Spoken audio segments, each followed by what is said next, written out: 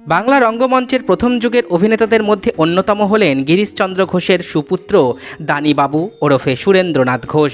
1868 সালের 11ই ডিসেম্বর উত্তর কলকাতার শ্যামপুকুরে দানিবাবুর জন্ম। তিনি ছোট থেকেই অভিনয়ে আকৃষ্ট ছিলেন। দুটি ভালো গুণ ছিল তার, ঢোল বাজানো আর ছবি আঁকা। লেখাপড়ায় তেমন মনোযোগ ছিল না দানিবাবুর। এসব লক্ষ্য করে পুত্রকে আর্ট স্কুলে ভর্তি করেন গিরিশচন্দ্র ঘোষ। গিরিশচন্দ্র ঘোষ প্রথমে চাননি পুত্র অভিনেতা হোক, কিন্তু তার বড় দিদি তার অনুরোধেই গিরিশচন্দ্র পুত্রকে থিয়েটারে আনেন।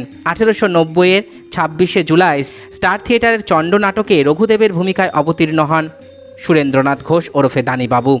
শৈশবে মা প্রমোদা সুন্দরীকে হারিয়ে পিসি স্নেহে মানুষ হয়েছিলেন তিনি। স্টার, মিনার্ভা, ক্লাসিক, কোহিনূর অভিনয় করেন দানিবাবু। পিতার সঙ্গে 22 বছর অভিনয় করার সুযোগ পেয়েছিলেন তিনি। অতি অল্প সময়ে খ্যাতি পেয়েছিলেন গিরিশপুত্র দানিবাবু।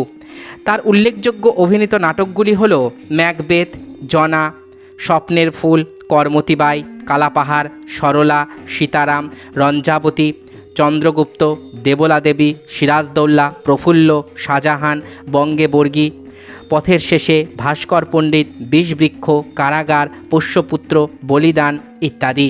চন্দ্রগুপ্তে চাণক্য, দেবলা দেবীতে খিজির খা এবং সিরাজদৌল্লায় সিরাজ এবং বঙ্গে বর্গীতে ভাস্কর পণ্ডিতের চরিত্রগুলি শ্রেষ্ঠ চরিত্র চিত্রণ। প্রফুল্ল নাটকের কম্বিনেশন নাইটে দানিবাবু যোগেশ এবং রমেশের ভূমিকায় শিশির ভাদুরী। তার সঙ্গিনী ছিলেন অমৃতমণি দাসী, যদিও তিনি তাকে বিয়ে করেননি।